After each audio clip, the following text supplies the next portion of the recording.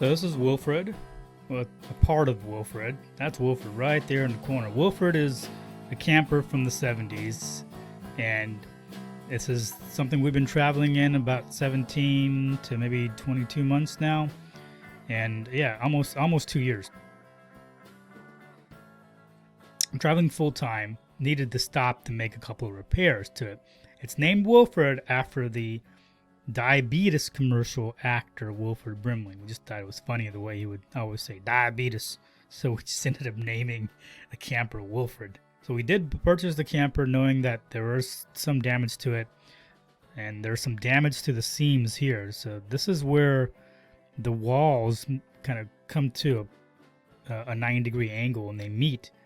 And over time, they can come apart due to a couple of reasons. And this little strip here is the corner molding that kind of helps keep things together. This took about 16 days, over a month, 2 humans, 1 camper, of course, and then 2 cats.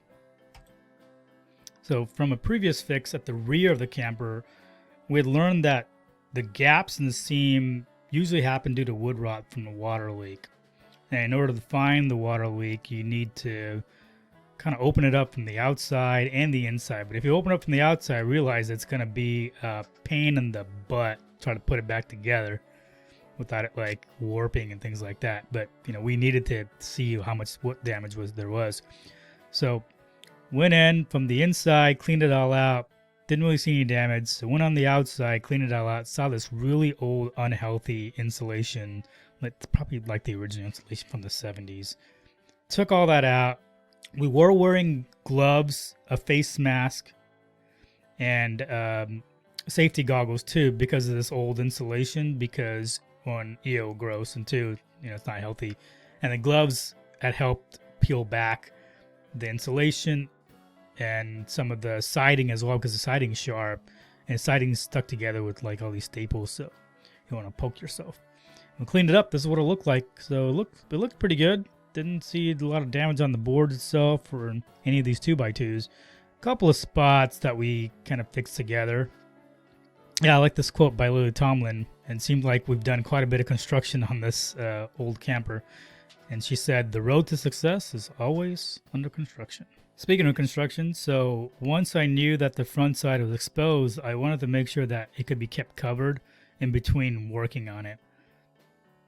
So what I really wanted to do was just redo this whole frame, but short as a wood because of the pandemic and everyone was working on like wood jobs, so I couldn't do that. Plus it didn't make sense to really do that because the integrity of it was pretty intact. Didn't really make sense to have to redo that. So because I couldn't redo that, each one of these boards had to be cut separately, like different sizes. And it was really hard to cut it with the box cutter that I had, and Dr. Google said use a really sharp box cutter, and that actually worked. So I used a really sharp box cutter.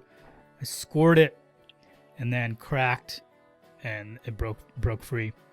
So this is foam. I think it's 1-inch insulation from Lowe's, and it's held up pretty well so far. That side of the camper is pretty nice and toasty. And this is the outside over here. And at the end of the day, wanted to cover it up as well to keep like any stinging bugs or rain away from it.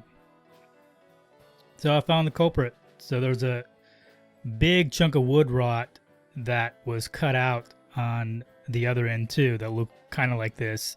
And this just looked like an alien arm or something. So I went in, tried to cut out some of the rot and then sprayed the rest with some mold spray, and then started replacing with some new pieces.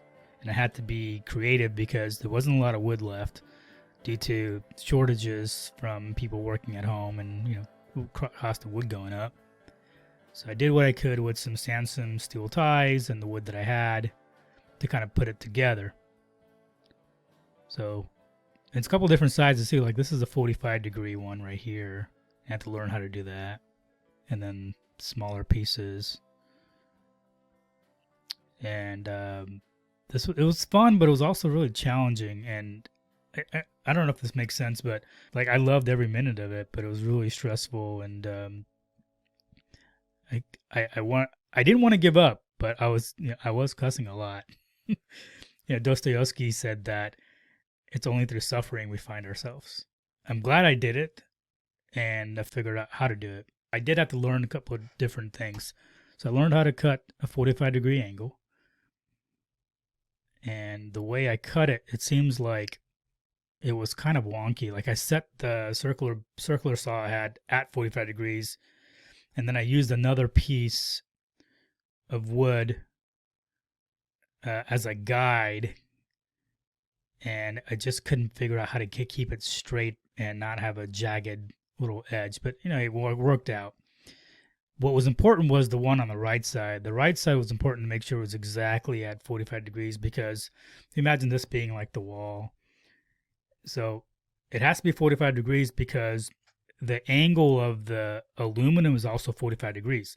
And a screw is supposed to go through the molding and through the aluminum into wood. But that wood was rotted, so I needed to create a new piece of wood. So I created a new piece, and once I did that, I realized it was too short, so I created a backing piece here using I think it's called a 1x1. Kind of push it up, push it out a little bit, and that worked out. That was cool, just figuring it out. What was not cool was breaking 2 of my brand new titanium drill bits. And I'm not sure why I broke those. So it went back and forth inside, trying to figure out how to do this the right way. And we had learned from the previous job that we did on this that this Reflectix material was really good for insulating. So put that on the walls as well, along with the foam board, and then put this 1/8-inch birch as our new wall behind it. And we cleaned out the right side as well, just to make sure there's not any damage, because there was some soft spots.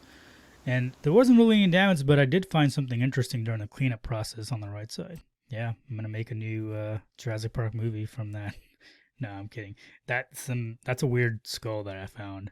It's like the size of like my pinky. I found that in the wall. I think there was a couple of those skulls and then some of these tiny eggs. And Dr. Google couldn't tell us what it was. Though it had been sitting in the field for 40 years. So if any of you know what that is, leave a note in the comments below. I'd be interested in your answers. So it looked like we're done. We put it all back together again, finally. But then realized when we started putting the corner mold in, and we put the sticky tape called butyl tape behind it and started screwing in, some spots didn't have anything like the screw would just go in and start twisting around and not have any wood behind it. So I was just confused what was going on. And like we're so close to the finish line. So we're tired. I said, all right, let's take it back out. So to undo all the aluminum, peel it back, figure out, through the holes, like where is this? Where's the wood? And then realize we needed to cut a long piece of wood here, and then a couple more pieces down the bottom, and a little bit more down the bottom to make sure it's got something, the screw's got something to drill into. So we did that, and then we did it again, used that butyl tape. And butyl tape is like this really sticky type of clay type of tape that is used in older campers. And for some reason I can only find it at Home Depot. This is really, really good stuff. It's like your soldiers that protect you from moisture. And this stuff can be sticky for like 50 or 60 years. Like the old stuff was really hard to take out. Pictures here on the right are finishing the interior. So put in some new wood, new panels, cut all these new panels with little pieces. And Sarah helped with the insulation to help speed it up. And then I painted it and then added these pieces of wood as well, these little strips, and repainted that. So it was fun to work on. It was challenging. At times I was thinking, what am I doing here? When is this going to finish? My family is actually from like right by South Africa and Mozambique. And there's a quote from Nelson Mandela that I've carried with me for most of my life. So it always seems impossible until it's done. So photos can only show you so much. I do have a couple of videos showing you different parts of this process, and you'll see that next.